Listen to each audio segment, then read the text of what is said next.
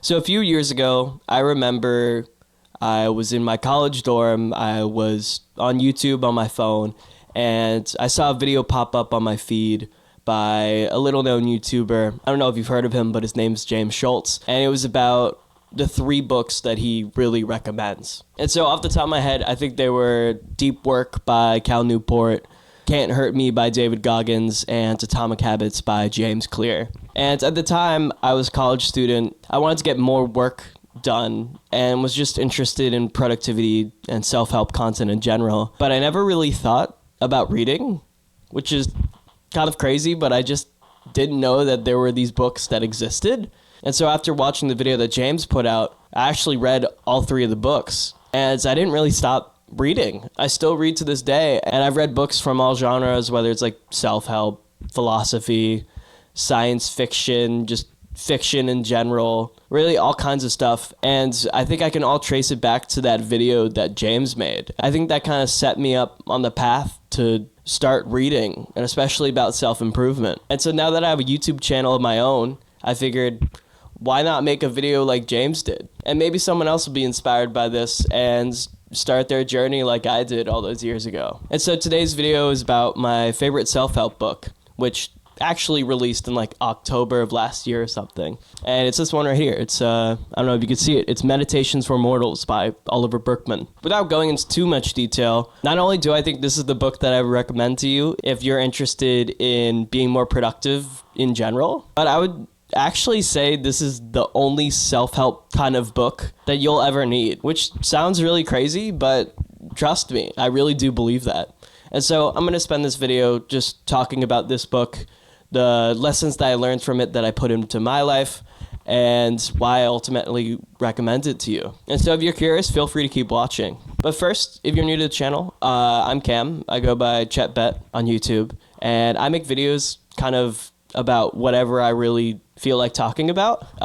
More recently, it's been about online culture, whether it's like the culture of YouTube or productivity influencers or what have you. But I also really like digital minimalism, tech, and I guess book reviews now too. So if you're curious, feel free to check out my other videos, and I'm sure you know the drill, but like, subscribe, comment, all that stuff. Hit the bell, by the way, make sure you hit the bell. But yeah, thanks for watching, I appreciate it. So getting back to when I first started reading, I read a ton of self-help books. Like, I read the first 3 that James mentioned in his video, but since then, I don't know how many I've read in total, but I've read a crazy amount of self-help. And I think it was because I was really lost at that time, and I didn't know what strategies and content was really out there. I know a lot of self-help books are pretty cliche, but I genuinely hadn't heard of a lot of these ideas before, and I was also just new to reading in general. So I really liked the idea about being more productive, reading books about productivity, all that stuff. But nowadays, I don't really read a lot of books about productivity, and I think it's because, like, let's face it, they're pretty boring. A lot of self-help books that I've read are usually about one general idea, and they just drone on and on about it. I've heard multiple people online and friends close to me say that self-help books could really just be a blog post instead of being stretched out to like 300 pages. And the more I read them, the more I agreed with this. I do think it helps in some cases to have more and more examples of these philosophies and more evidence to support the ideas. But a lot of times when I'm 200 pages in and I know I have 200 more to go, it feels like I'm telling the author, like, come on, let's get to it. You know what I mean? And so they just kind of felt like bloated and really repetitive. And at some point I realized they just weren't fun to read. And I think on top of that, a lot of the ideas in these books are pretty hard to implement. For example, I really love Cal Newport as an author. I think he has great ideas, and I listen to his podcast, and I've read a couple of his books, and I really like them. And I remember when I read his book Deep Work, and I thought the ideas were really appealing. I mean, the general concept at its core was to just have blocks of time where you can't be interrupted and get good quality work done. And I think that's a great idea, but it was really hard to put into practice. For example, anyone that works in software knows that you will be interrupted, whether it's from a Slack message from a coworker, from an agile ceremony, or just by anything, because life is full of distractions. And so while I was getting a lot of tips and tricks from a lot of these books, I think some of the general philosophies are just so hard to implement. And as a side note, some self-help books are just completely batshit insane. I read Can't Hurt Me, and I love that book, but that dude is crazy. And so I think it's important to take self-help books with a grain of salt, because a lot of them are just idealized perspectives that aren't really realistic for most people.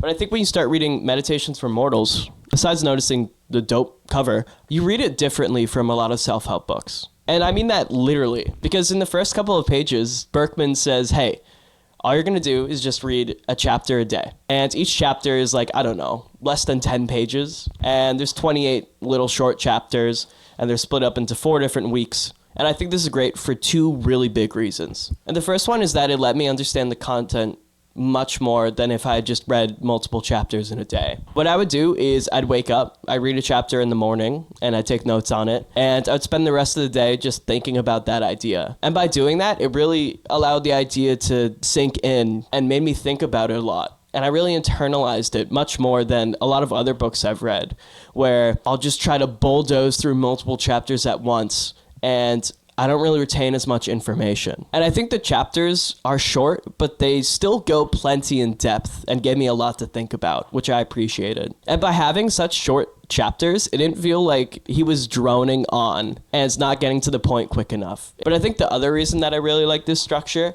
is because it helps you set up a reading habit. And I already have a video about making a reading habit on my channel. I still think it's great to read every day. By the end of reading this book, if you read a chapter a day, you'll have read for 28 days, basically a full month. And after that point, it'll be way easier for you to read more books in the future and continue that reading habit. So ironically enough, I think this is the best book for people who want to set up a reading habit because there's a clear end point. It's not like you have to read X amount of pages or read for X amount of minutes every day. It's literally just read today's lesson, you're done. And I really liked that. And I think a lot of people will like that too. If I had to put into like a single sentence why I really like this book, it's because it's about living life. I mean, that's where the other part of the subtitle comes from. It's about making time for what counts. And the whole book is really just about how can you get work done so that you can experience more in your life. And that's something that I really appreciated because a lot of productivity books are about using you as a productivity machine and treating every hour as something that you could squeeze productivity out of. But that's just not good for you. That's just not going to lead to a fulfilling life. And so this book is less about getting work done and more about leading a fulfilling life, which I really appreciated. And so I think what I'm going to do in this video is just lay out the 3 most impactful things that I learned from this book. And if you're curious about reading more, you can either look stuff up or you can buy the book or whatever. I'm not sponsored, but I thought it was really good. And so yeah, these are the 3 main lessons I learned.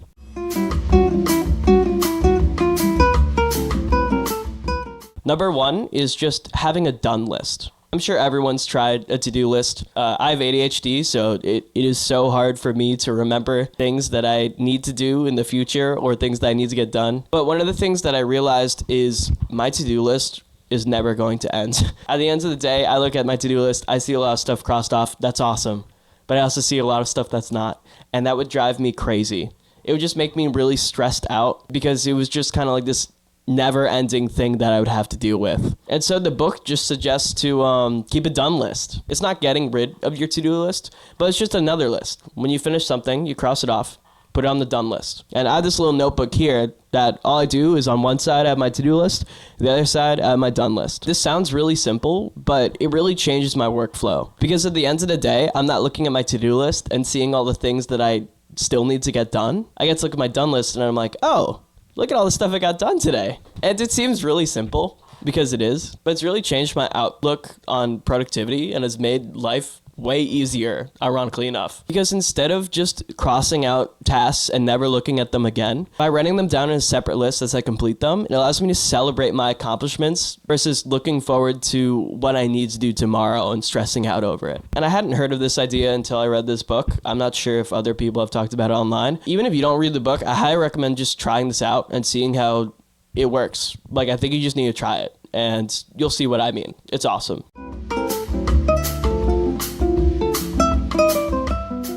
The second lesson that I learned was about doing things daily-ish. I love habits. I read Atomic Habits as I think my first book when I started reading productivity stuff. And it really did change my life. I started reading every day. I started meditating every day. And it was just awesome. I set up habits for so many different things, whether it was like Pomodoro cycles in a day, taking my vitamins, all of that crap. But when I set up these habits with the expectation of doing them every day, it put a lot of pressure on myself. Because one day I did fail. And after I failed, it would be so much harder to get back on track because I had broken my streak of just doing them every day. And I've heard from friends and people online about this, where people study languages for like 365 days straight, but when they miss a day, they never get back on the habit because it's just too daunting of a task. I think that there's just so much pressure you put on yourselves when you make a habit. And so that's why in the book, Burkeman just says, you don't have to do them daily. Just daily-ish. You try to do them daily, but if you fail, it's not the end of the world. And just by shifting your mindset just a little bit, it turns daily habits into something that's a lot more manageable and reasonable. Because we're going to have things get in the way of our life. That's just how it is. By sacrificing this fantasy of perfectionism and acknowledging that, hey, I'm not going to be perfect. I'm going to miss a day every once in a while. It's going to put less pressure on yourself and will make you want to do the habit more, weirdly enough. I would rather do a habit 5 or 6 days out of the week every day instead of doing them for a couple months straight, losing the habit because something came up in life and then never doing it again. So yeah, I thought this was really cool, and I like the idea of not caring about a perfect streak, but having like a balanced life.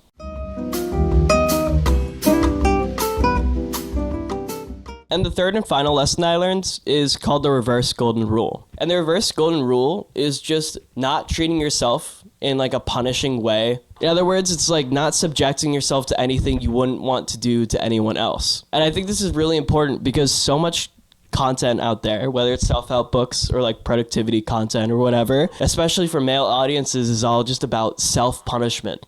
I mean, we have stuff like locking in, the grind set, monk mode, and it's all about these like punishing acts that you put yourself through, where you need to work up the willpower to fight these battles to get these hard tasks done, and then eventually you'll be able to bask in your glory. But the issue is you're gonna lose so much willpower before you even have started doing any work. When you know that the task that you have to do every day is going to be extremely hard to do and you have to work up the willpower to get it done, if you're doing that day in and day out, you're going to get burnt out and you're going to lose so much energy before you even start doing work for the day. And so instead, the book just advocates for not relying on willpower or forced effort to get things done, but by having the willingness to step aside and let things happen naturally. And I think this has been really important for me, especially when it comes to my creative endeavors. I have this YouTube channel, but I also play in a band. I like coding side projects from time to time. I like reading and writing and all that stuff. And every day, instead of feeling this nagging urge to always be working on my YouTube channel or forcing myself to songwrite when I don't feel like it, instead I've shifted my perspective to doing what I feel like doing. And when I say whatever I feel like doing, it's not like I feel like scrolling Instagram, but it's more about I have these options of things that I want to work on, and what am I more inclined to that day? For example, today's a YouTube day because I'm recording this video, but maybe tomorrow I'll be coding or I'll be writing in my journal or something like that. I'm less reliant on discipline and forcing myself to do things, and more so just doing things as they come naturally. And as a result, I feel like I've gotten so much more work done. I feel a lot motivated on all of my different projects instead of feeling burnt out. Sure, there's things that you will need to do, but if you're going to have to treat yourself like shit in order to get them done every day, it's really going to backfire. And so I really liked this whole chapter, and it was all about finding balance in life and stuff. And I think in conclusion, that's why I really like this book. It's all about balance. I mean, I've said it before, but so much content out there is about how can your life support productivity. Seeing every hour of the day as something you could squeeze productivity out of, like waking up in the morning and doing Wim Hof breathing, and then going to the gym, and then doing work, and then your side hustle and all that stuff. It's just so tiring. A lot of people need to realize that productivity should support your life and not the other way around. Like, life isn't raw material for you to get more work done. You're supposed to get your work done so that you can go out and live your life. And that's why I really like this book, Because if you remember at the beginning, so many other books just focus on one general concept, and it's hard to really implement some of these concepts into your life. But this book is like 28 different concepts that are less strict and are more designed to be implemented as you see fit. I think that's so important to me, because now if I ever read another self-help book, I'm just going to think about how it's not as realistic as this one. And I think in general, something that really helped is you could tell that Burkeman has read other self-help books and has tried implementing them in his life. There's some quote in here where he describes himself as a productivity geek, how he was always searching for like some new system to try out and eventually resenting himself for it. And I thought that was really powerful because I had gone through the same thing. And there were so many points in this book where I could tell that he had lived through these experiences and knows how the average person feels when they want to get more done but have other responsibilities in life. There were so many points in this book where I was like, how did you know that? You know what I mean? And so I think it was just a lot more down to earth and relatable than so much other advice out there. So yeah, I know the glazing is crazy, but I really liked this book. And if you're curious,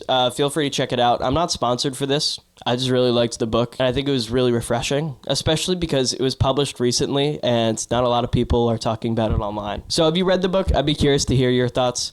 And even if you haven't, if there's a book that you've read that you really liked and kind of changed your life, I'm curious what that was for you. And it doesn't have to be self-help or even nonfiction. I'm reading a lot of fiction nowadays, and I'm learning so much more from it. And I'm going to be honest, it's also because I want to find more things to read. And also, if you're curious what I'm reading or have read or want to read, I have a goodreads. You can see all the reviews that I leave for books. But yeah, I'm curious to hear what you think. And also, as of recording this video, I think I'm almost at 1,000 subscribers, which is insane. I can't believe that's something that I could even say out loud. So if you've been watching these videos, thank you so much. I really appreciate it. And if this is your first one, I hope you stick around.